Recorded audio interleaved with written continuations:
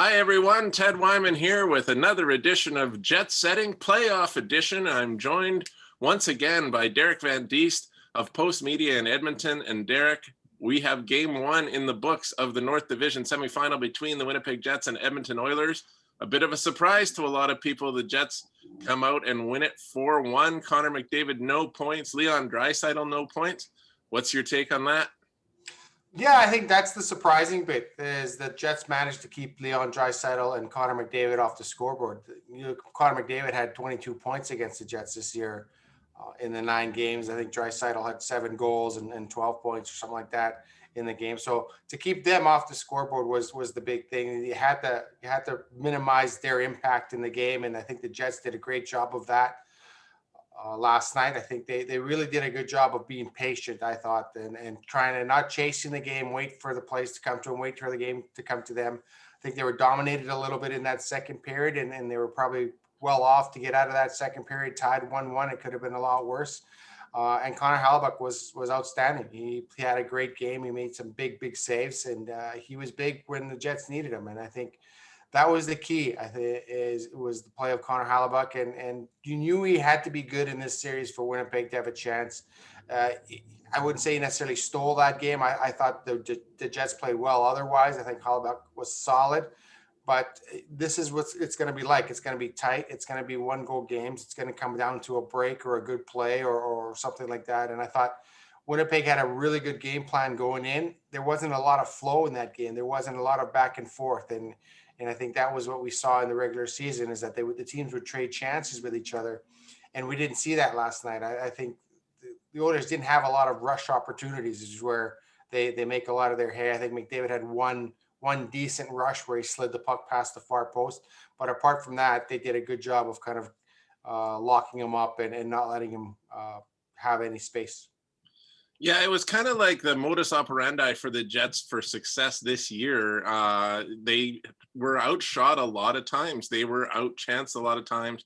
And the shot attempts were heavily in the opposition's favor a lot of times. And yet the Jets would come out and win those games with some regularity. And that has a lot to do, obviously, with Connor Hellebuyck being the steady presence that he is. But it almost seems like it's a little bit of a rope-a-dope thing with the Jets. You weather little storms, and then if you get your goals at the opportune times, it makes all the difference in the world. And the unsung heroes last night for the Winnipeg Jets, no doubt. It's funny because Mark Scheifele, Kyle Connor, and Blake Wheeler all end up with 2 points, but they really weren't the stars of the game. Most of those came on empty net goals. The stars of the game were Tucker Poolman, defenseman who hadn't scored all season long, and forward Dominic Toninato, who had not played all season, only 2 games at the end of the year, gets into the lineup because of the injuries to Nikolai Ehlers and Pierre-Luc Dubois, and he scores the winning goal on a tip off of rookie Logan Stanley's shot. I just don't think many people had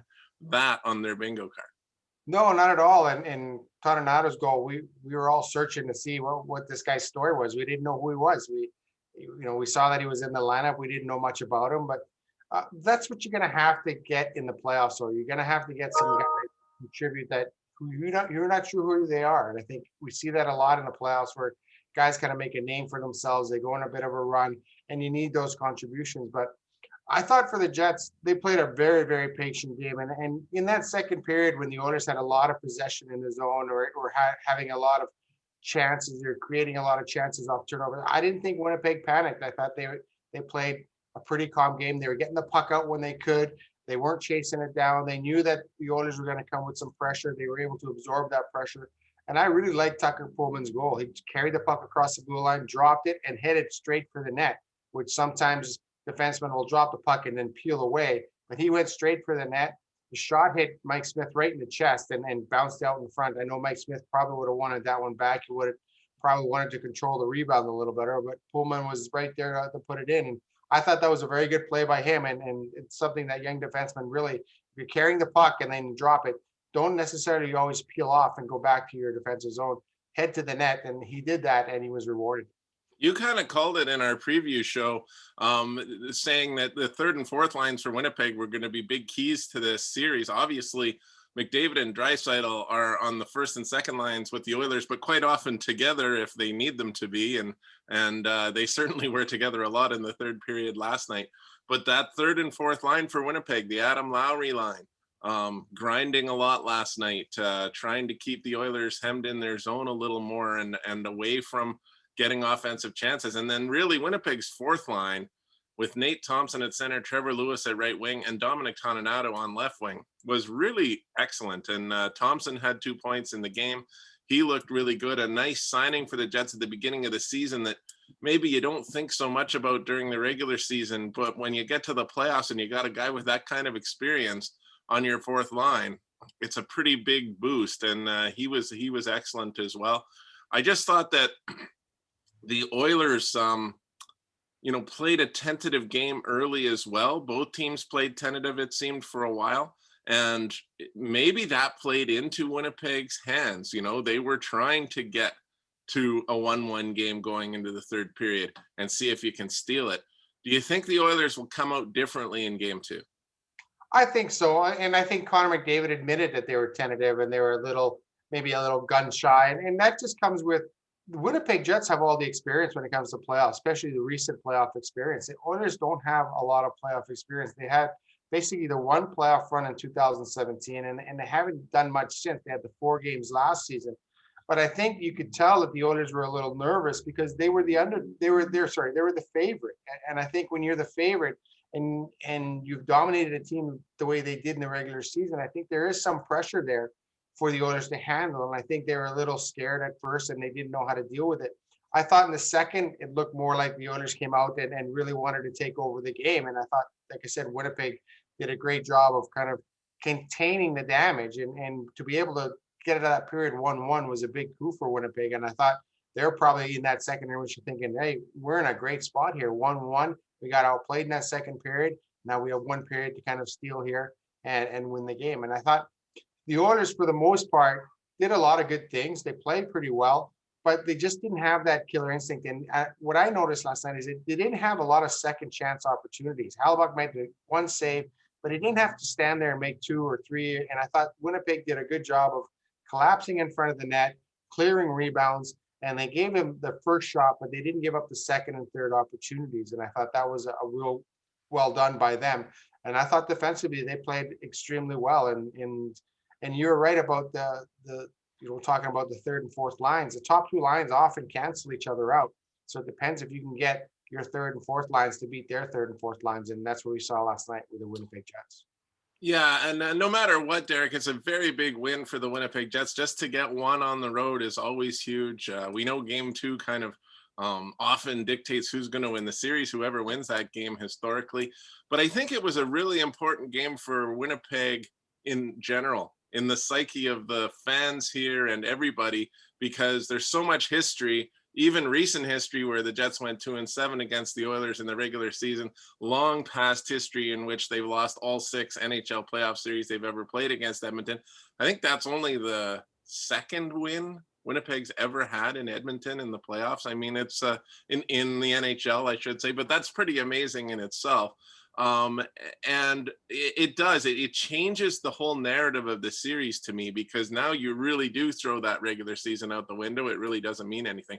And Winnipeg wins that game without Nikolai Ehlers and without Pierre-Luc Dubois in the lineup. That's 2 of their top 6 forwards, and that's a pretty big hole and a pretty big a pretty big void to fill. And then they get a goal from one of the replacements, Dominic Toninato. So I mean, it just can't go much better than that for Winnipeg in the first game. And I don't think they outplayed Edmonton by any means. They could have lost that game, there's no doubt, but they got it done. And, it might be interesting because we don't know, maybe Ehlers and Dubois could be back real soon. They're both skating, and maybe Dominic Toninato only plays the 1 game in the series. We don't even know, but what a story that would be if he made that kind of contribution. Yeah, it'd be a great story. And you're absolutely right. And I really do believe that it was important for Winnipeg to win this game because of that psyche, because they lost the last 6 against Edmonton in the regular season. And then you get to a point where you start wondering, can we ever beat this team? We play well and lose. We got them in a good situation. We lose at home, we lose on the road.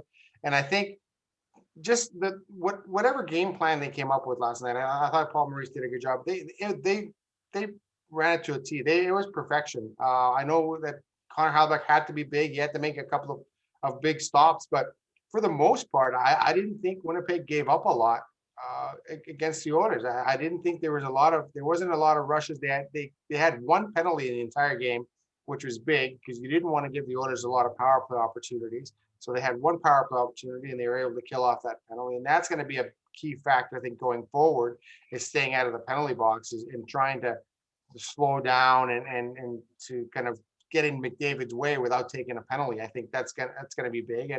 And the refs are gonna let you play in the playoffs. So as long as you don't cross that line, as long as you play tough and physical, but you don't cross that line, I think the Jets are gonna be fine. And I think we talked about this before. The Jets, they fear the Oilers' speed coming back on the rush. And in fact, they did a good job. They stayed back. You didn't see them pinching in a lot. You didn't see them taking many chances. They were very defensive minded through that game. And I think that really paid off. And eventually when they did get their chances, they made the most of them. They only had 20 shots on net last night. And the first goal was on a rebound, the second on a tip. But that's what they want to do. They want to make the most of their opportunities and just keep everything kind of tight in their own end. Before we wrap this up, Derek, is there a bit of a sense on Oilers Twitter or from people that you've talked to that this is a bit of a here we go again situation after they lost to the Blackhawks in the playoffs or the play-in round last year? And, I did see a couple of things where people are saying, well, McDavid's not a playoff player and stuff like that. I mean, that's just reactionary stuff, but, is it a bit of a sky is falling situation? Well, yeah, here in Edmonton, if things don't go well, the sky is falling, and if things go well, they're planning the parade. There is no in between here at Edmonton, one or the other. So if the team is playing well, they're the greatest team of all time. They're playing poorly, then forget about it. But there is that sense of, oh no, here we go again, because they saw it happen last year. They've seen it happen before. This team has struggled for the last decade. But like I said, the Oilers didn't seem to panic in their post-game press conference. They said, hey, that's playoff hockey. It's going to be tight. It's going to be close. I think it was good for them to experience that. I also think it was good for them to know that they knew going into the series that it wasn't going to be an easy series. They knew that Winnipeg has got a lot of good players. They got a lot of experience, and they have the best goaltender, one of the best goaltenders in the world. So that's always going to be a tough opponent to go up to. Now they've seen it. Now they've realized it. They've seen it at the playoff level. And I think they kind of going to be able to regroup and go from there. Saying that, though, all the pressure is on Edmonton to win game 2. They have to win game 2, because if they go down 2-0 and go back to Winnipeg down 2-0, this could be over pretty quickly, because the Jets would just have to win kind of one game in that at home and to take complete control of the series. So all the pressure is on the Edmonton Oilers for game 2. Winnipeg, they got their split, and they have it already. Now they're playing with house money in game 2. So they're going to go out there. They're going to be probably a lot looser than the Oilers are, because the Oilers, all the pressure's on them. And I think so far they've handled pressure well throughout this regular season, but the playoffs are a completely different animal. Well, I think in most realities, what you're saying is true, but the Winnipeg Jets are a far better team on the road than they are at home. So that could all be out the window. But anyway, we are going to keep monitoring this series for you. We'll be watching every game. We'll be talking after every game. He's Derek Van Diest. I'm Ted Wyman. You've been watching Jet Setting for Postmedia.